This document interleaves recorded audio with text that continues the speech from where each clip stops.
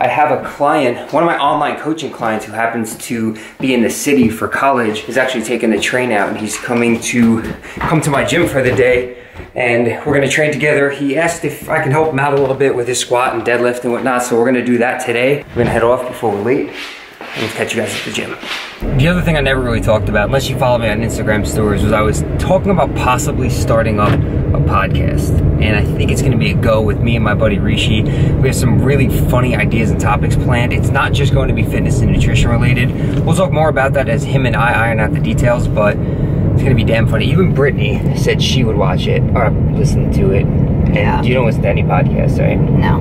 Why would you listen to it? Just because the way that you guys interact with each other and like the stuff that they come up with and talk about is like so out there that I just think it would be like so entertaining. Like I just like listen to them talk on the daily and I like die laughing. So I think that it would be like a different side of him and of Rishi too that you guys probably don't get to see on YouTube. It's gonna be really funny. We're still up in the air if we're gonna actually record the podcast episodes as video too to put on YouTube on a separate channel. But it's pretty much, again, just gonna be whatever we want to talk about. You know, on this channel, I try and keep things, I guess, a bit more edited because I know the audience over the last 6 years, and that's just the way I chose to run the channel. So the podcast will be a bit more unfiltered, a bit more raw, a bit more out there. Uncensored, and the way, again, like Brittany said, the way Rishi and I interact off camera is very different. And that's not because I'm a different person when the camera's on than when it's off, but it's just the stuff that we just start rambling and talking about. If I were to take the camera out intentionally to capture the conversations we have, it would just look forced and fake. So when we're just bullshitting together, it's damn funny. Not to mention, he's big and he's English. His accent alone. It's funny because he says banana instead of banana. You know what's funny is... Wait, can we get Rishi? Chocolate covered banana.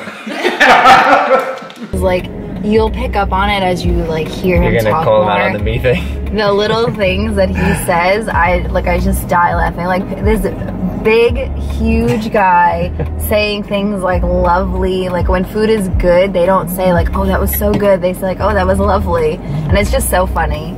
Yeah, the other day we picked up on something he said, and like me and my sister were like in tears from laughing. He had like his water jug on the counter, and instead of saying, can you pass me my water, can I have my water, he said, pass me water. I didn't even hear it. But like in an English accent, and he said it like twice because I guess he didn't hear him or whatever. And me and my sister both just looked at each other and we just like started dying, and he was like, oh I knew someone was gonna catch me eventually, but it was... He's too funny. Oh, Rishi's the man, so I love him. That is something that we're talking about, we're meeting up this weekend about, so. All right, gym time. I got a pretty cool delivery coming to the gym today.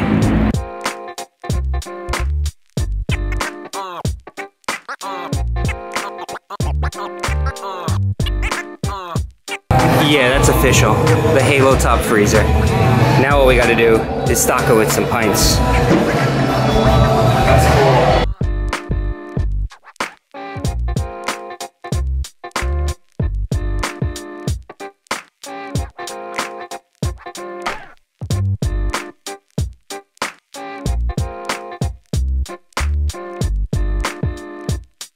Alright, so we are here with my buddy Josh. Now, Josh is actually a client of mine who goes to NYU in the city. He's from California, and he came out today. So when we first spoke on the phone, when he first signed up for the coaching, I told him anytime you want to come down and train at the gym, we'll do it. And he had hit me up, was it like a week ago? Yeah, about a week ago. Yeah, and said that he wanted to come down. We picked a day, and I just wanted to introduce him on the channel and let you maybe talk a little bit about your experience, how you even found me as a coach. Yeah, so I'll get on that. I found you through YouTube. I mean, I'm someone who I've spent time in the gym and found myself, you know, maybe not being the most productive in the sense like making progress, or not being as, in my mind, not finding myself progressing as fast as possible. So naturally I'm trying to solve that problem. I went to YouTube, Matty obviously putting out great content, informative things where you can learn from them. So I took that, and over the course of a couple months I tried to apply it to myself, and Matty is a great resource for that. I shot him an email, he was great, he got right back to me. We started working together, and it would be a shame if I didn't come out to the gym and get some time to work with him one-on-one, and it was great. Today was awesome. So the first thing, I was really concerned about my deadlift, rounding my back, specifically getting my hips set, things that are like pretty common with when you're starting out to deadlift. I haven't been deadlifting for more than 8 months, so it's relatively new movement for me.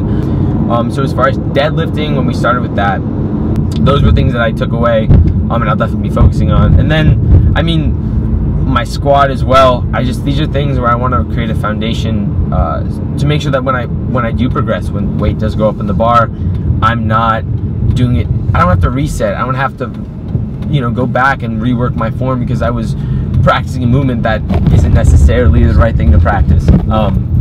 So those were some big things for me. They were all positives. There were a couple of things that I noticed and we worked on. I told you, like, I wasn't trying to get into your head and throw too much stuff at you. And the fact that we worked together, we could talk about this, week after week, and you could send me videos of you lifting, and we could do little critiques like that. But overall, everything looked really good. It was just little tweaks that I think would make a big difference. And remember what we were speaking about in the gym also is that you can't just look at someone else the way they lift and try and replicate that, because every single person is different. Well, this was great. No, really, like, this was, thank you for, I'm gonna Venmo you. I'm gonna try to Venmo you on. No. For what, dude? A monster and protein? Yes. You drove me gas, come on. Don't worry about it. All right, bro. It's a pleasure, I'm gonna man. head to this. Thank you so much for everything again. Not a problem, dude. Get home safe, man. Just shoot me a text when you get home, all right? Word, I will. All right, man. Enjoy, guys. Take care, bro. Have a good rest of your day. You too.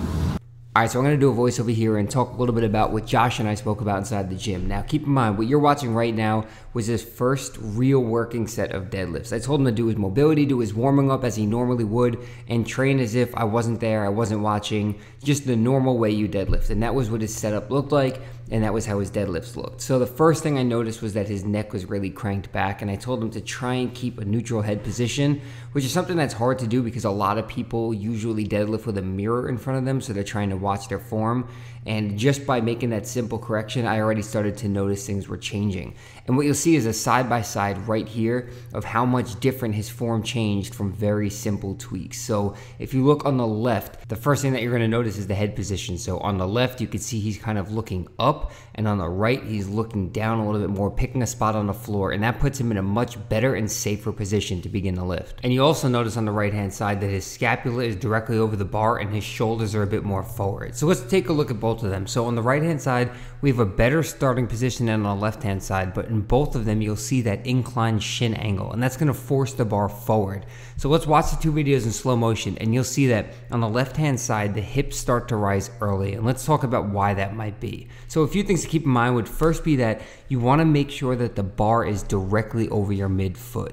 So if you try and start the deadlift with your hips too low, your shins are going to be at an incline, and it's going to actually push the bar away from you, making the lift much harder. So getting your foot position is the first thing that you should be doing. So in addition to having the bar over your midfoot, we also want the bar directly under your scapula. So your starting position should have your shoulders in front of the bar, and what that's going to do is decrease the moment arm between the bar and your hips, making the lift easier. So ideally what we're looking for is the highest starting hip position possible while the bar is over your midfoot and your scapula is over the bar. So we're looking for those vertical shins to help us get a tighter setup to get the most out of the lift. Now I know this is a lot of different things, and that's why the deadlift is such a technical lift, along with, the bench and the squat, but as far as these lifts go, you want to make sure that you're optimizing it to put yourself in the best position before you start pulling.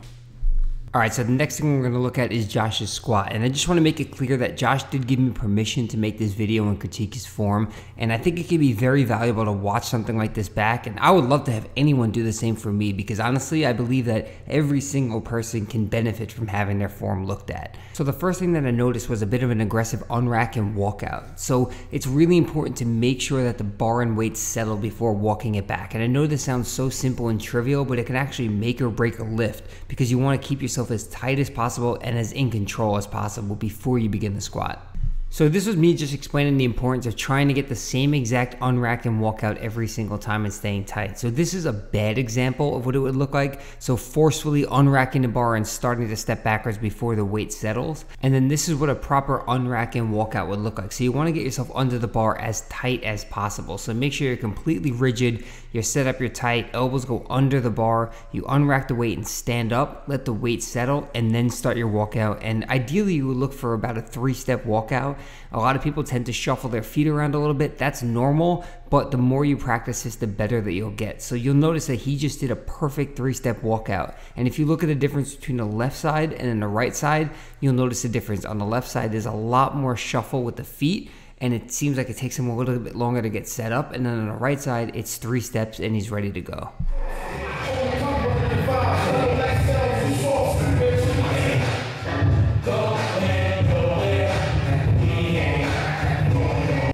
Next up, we talked a little bit about stance width, and I wasn't trying to completely change his form. If he was comfortable with a closer stance, I would say by all means stick with that and we'll just work on the other cues. But it was something that I said, give it a shot and see how it feels. So he experimented with that and said it felt a little bit better. So it's all about experimenting, and it can't hurt to try something a little bit different. So after we found a comfortable stance width for him, we talked about his hand placement, and I noticed that by bringing his grip in slightly, he was able to have a much tighter setup. So his lats were tighter, his upper back was tighter, and overall he felt much better. So it's really important to just, you know, I think filming your form is one of the best things that you could do as far as lifting goes. And just me watching this back right now and critiquing him, I'm learning stuff on my own. So it's super important to make sure that anytime you get the opportunity to film yourself lifting, try and take advantage of the opportunity and have multiple people look at your form. Because even if something feels perfect in the gym, there might be something that you could change up a little bit that will really help you out big time. So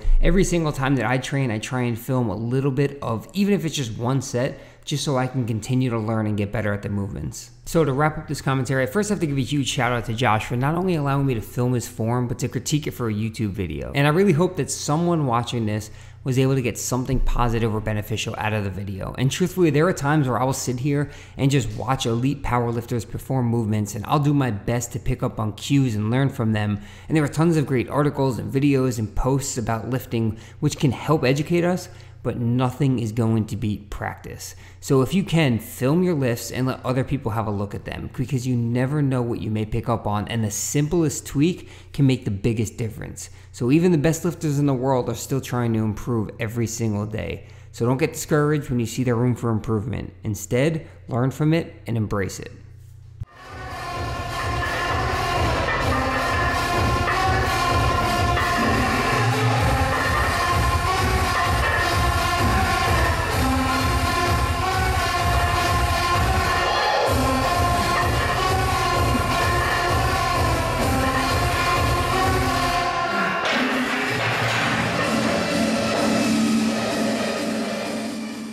All right, so today was a busy day, but now Carlos and I are down in Port Jeff Station and we're trying to get some pictures, some of the new Alpha Elite reflective shirts. So we're taking advantage of the fact that there are all these lights on here. It's a beautiful night out right now. This is actually where I used to work. I've showed you guys before, but over there somewhere.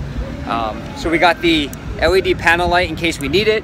There's a ton of people out right now because it's Thursday night and they're like a club right down there. Thursday's ladies night, bro. That's why you're out, bro. But yeah, we're gonna grab some pictures. We're gonna, we got the tripod set up right here. We're trying to mess with some long exposure stuff.